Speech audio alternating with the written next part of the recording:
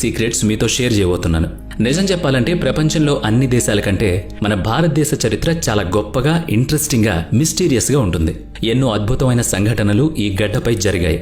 ఎన్నో అంతుచిక్కని రహస్యాలు ఈ భూమిపై ఉన్నాయి. ముఖ్యంగా మన దేశంలో ఉన్న కోటలు చారిత్రకమైన కట్టడాలు మాత్రమే కాదు, అద్భుతమైన శిల్పాలు, అంతుచిక్కని రహస్యాలు. మరి ఇంకెందుకు ఆలస్యం, ఈ రోజు మనం మన దేశంలో ఉన్న కొన్ని మిస్టీరియస్ కోటల గురించి తెలుసుకుందామా? అయితే ఈ వీడియోని ఎక్కడ బ్రేక్ చేయకుండా ఫుల్ గా చూడండి. ఇక టాపిక్ లోకి వెళితే, రాజులు, రాణులు, సైన్యం.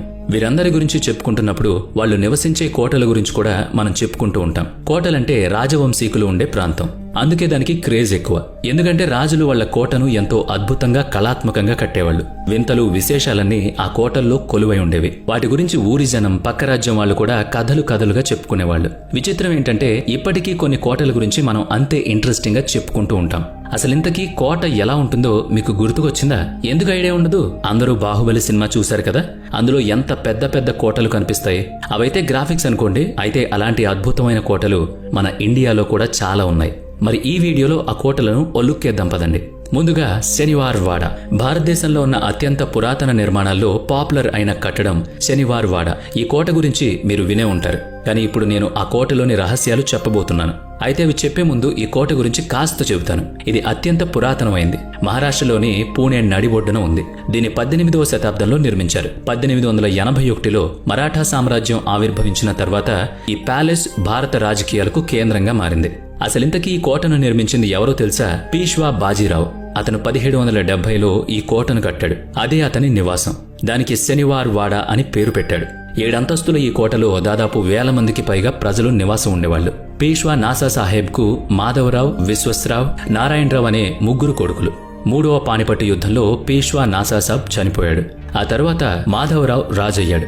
ఆ తర్వాత జరిగిన యుద్ధంలో సోదరుడు మాధవరావు కూడా చనిపోయాడు. దీంతో మాధవరావు తీవ్రంగా బాధపడి కుంగిపోయి చివరికి అతను కూడా చనిపోయాడు.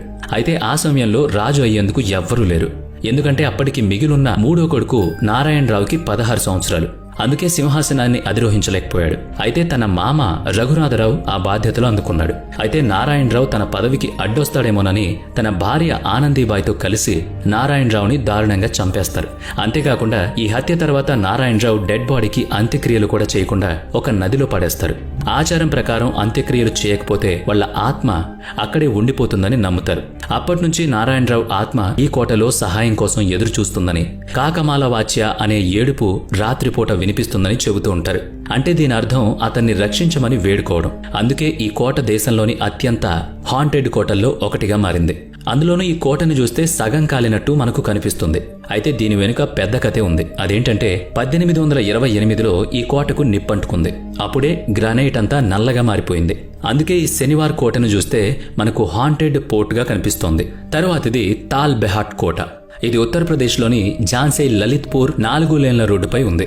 రాణి లక్ష్మీబాయి బ్రిటిష్ వారికి వ్యతిరేకంగా పోరాడుతున్నప్పుడు ఇది మహారాజా మర్ధన్ సింగ్ ప్రాంతంలో ఉంది. పెద్ద మానస సరోవర్ సరస్సు పక్కన ఉన్న ఈ కోట చాలా పెద్దది. బ్రిటిష్ వాళ్ళు ఝాన్సీకి వెళ్లేందుకు ఈ కోట గోడను పగలగొట్టారు. ఇదిలా ఉంటే అంతకు ముందు మర్ధన్ సింగ్ తండ్రి అయిన ప్రహద్ సింగ్ ఈ కోటను తన నివాసంగా చేసుకున్నాడు. ఈ కోటలో ఎన్నో పూజలు జరుగుతుండేవి. ఎంతో మంది స్త్రీలు ఈ కోటలోకి వచ్చి పూజలు జరుపుతుండేవాళ్లు. అయితే ఒకరోజు 7 మహిళలు కోటలో పూజలు చేస్తుండగా వారిపై ప్రహ్లాద్ సింగ్ కళ్ళు పడ్డాయి. వాళ్ళందరినీ బంధించి వారిని బలాత్కరించాడు. దీంతో అందరూ అక్కడే చనిపోయారని చెబుతారు చాలా మంది. దీంతో ఆ కోటలో ఎప్పుడూ ఆడవాళ్ల గొంతు వినిపిస్తూ ఉంటుందట. రక్షించమనే ఆర్తనాదాలు వినిపిస్తాయట. అందుకే ఈ కోట కూడా శనివార్ కోటలాగానే హాంటెడ్ పోర్ట్ గా మారిపోయింది. అయితే ఇప్పటి వరకు చుట్టుపక్కల ప్రాంతాల్లో మహిళలు ఆ కోటకు వచ్చి వారి ఆత్మ శాంతి కలగాలని పూజలు చేస్తూ ఉంటారు. ఇలా చేయడం వల్ల ఆ మహిళల ఆత్మలు ఘోషించవని అంటూ ఉంటారు. Next, Gwalior port. ఈ కోట మధ్యప్రదేశ్లోని గ్వాలియర్ నగరంలో ఉంది. ఎంతో మంది రాజులు ఈ కోటను పాలించారు. ఈ కోట దాదాపు 1100 సంవత్సరాల క్రితం ఏర్పడింది. 8వ శతాబ్దంలో తోమర్ సింగ్ నుంచి ఆ తర్వాత మొఘళ్లకు, తర్వాత సింధియాస్కు, మరాఠాలకు చేరింది. కొంతకాలం తర్వాత ఝాన్సీకి చెందిన లక్ష్మీబాయి, తాంతియా తోపే మరియు బ్రిటిష్ వాళ్లు కూడా ఇక్కడికొచ్చారు. అందుకే ఈ కోటలో భిన్నమైన కల్చర్స్ కనిపిస్తూ ఉంటాయి. అంటే ఈ కోట ఒక రహస్యంగా మిగిలిపోయింది. ఈ కోటలోని గదుల్లో ఏదో సీక్రెట్స్ దాగి ఉన్నాయని అంటారు. సింధియా పాలిస్తున్నప్పుడు ఈ కోట గదుల్లో ఏదో సీక్రెట్స్ దాగి ఉన్నాయని అంటారు. సింధియా పాలిస్తున్నప్పుడు గ్వాలియర్ కోటను ఆయుధశాలగా, అలాగే ఖజానాగా ఉపయోగించుకున్నారు. ఆ రోజుల్లో విలువైన వస్తువులు, డబ్బులను పెట్టుకోవడానికి బ్యాంకులు, స్ట్రాంగ్ రూమ్లు ఉండేవి కాదు. అందువల్లే విలువైన వస్తువులు, ఆభరణాలు రక్షించుకోవడానికి ఈ కోట కింద రహస్య గదులను నిర్మించారు. సింధియాలు గంగాజలి అని పిలిచే అతి భారీ సంపదను ఇక్కడే దాచారట. యుద్ధాలు, కరువుల సమయంలో ఉపయోగించేందుకు ఈ ఖజానాను వాడేవారు. ఎవరికీ అంతు చిక్కకుండా రహస్యంగా ఖజానాను దాచేవారు. ఈ గదులకు రహస్య కోడ్లు ఉండేవట. ఆ కోడ్ని బట్టే ఆ గదిని అన్లాక్ చేశారట. కాలక్రమేణా గంగాజలి సంపద పెరిగిపోవడంతో మరిన్ని రహస్య గదులను నిర్మించారు. ఈ గదుల కంటే ఇంకా తెలివైన పద్ధతిలో కూడా సంపదను దాచేవారట. బీజాక్ అనే ఒక సీక్రెట్ కోడ్ను ఈ గదులను అన్లాక్ చేయడానికి ఉపయోగించేవారు.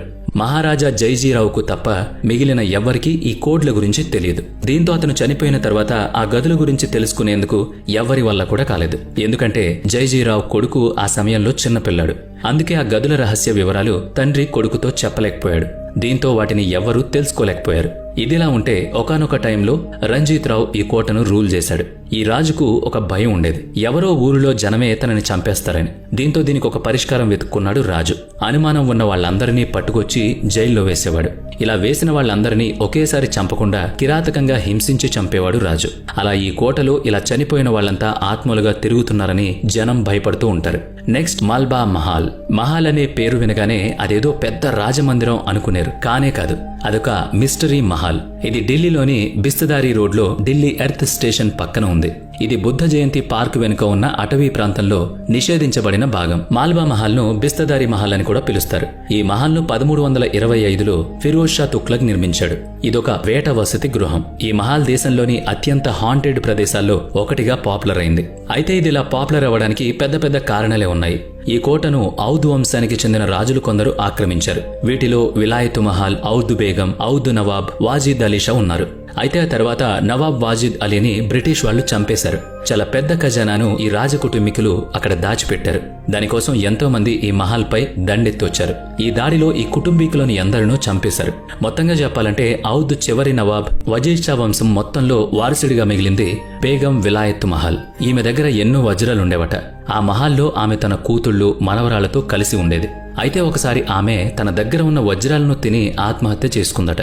దీంతో అప్పట్నుంచి ఆమె ఆ మహల్లో తిరుగుతూ ఉంటుందని నమ్ముతారు. అందుకే ఆ మహల్ మోస్ట్ హాంటెడ్ హౌస్ అయిపోయింది. ఎప్పుడూ ఎంతో మంది పర్యాటకులు అక్కడకు వెళ్లి మరీ ఆ ఎక్స్పీరియన్స్ ను చూస్తూ ఉంటారట. నెక్స్ట్ గుర్ఖందర్ కోట. మధ్యప్రదేశ్లోని హెరిటేజ్ కోటల్లో ఇది కూడా ఒకటి. ఈ కోటలో ఎన్నో అంతు చిక్కని రహస్యాలున్నాయి. ఝాన్సీకి 70 కిలోమీటర్ల దూరంలో ఈ కోట ఉంది. ఈ కోటను 11వ శతాబ్దంలో నిర్మించారు.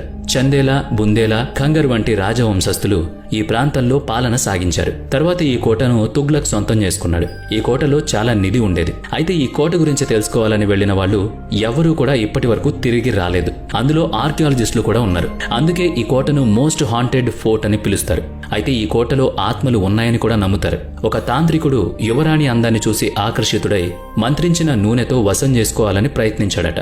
అది గుర్తించిన యువరాణి ఆ నూనెను ఒక రాయిపై పడేలా చేస్తుందట.